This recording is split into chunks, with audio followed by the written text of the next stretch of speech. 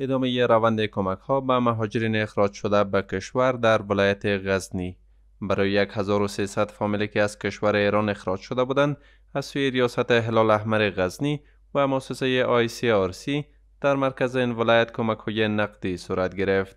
مسئولین این اداره در زون جنوب شرق میگویند این کمک ها شامل 15,000 افغانی پول نقد برای هر فامیل بوده که قبلا سروی شده بودند. غزنی ولایت کې مرکزی خلکو ته چې مخکې مو دوی پناه کړي وو ټیمونه ورته رالیږلي وو 1400 مهاجرو هسې مهاجرو چې سند هجرت لري هغو ته هرې کورنۍ ته 15,000 افغانۍ د ICRC په مالی مرسته نن توزیع کړو.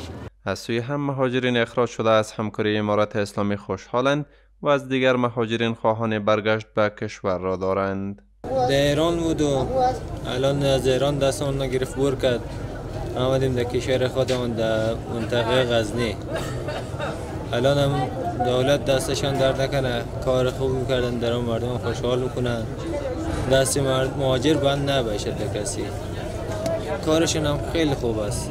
خواست ما است که جوانا بیاین اینجا فعلا اینجا افغانستان کدام گپ نیست قرار بیغمی است امنیت است دولت هم در این زمینه خیلی همکاری مونه برای مردم و توزیع کمک است و زمینه کاری بسیار فراهم است در این وقت. به گفته مسئولین ریاست امور مهاجرین و عودت کنندگان غزنی در سالهای اخیر از کشورهای پاکستان، ایران، تاجیکستان و ترکیه 8488 فامیل مهاجر به ولایت غزنی برگشتند.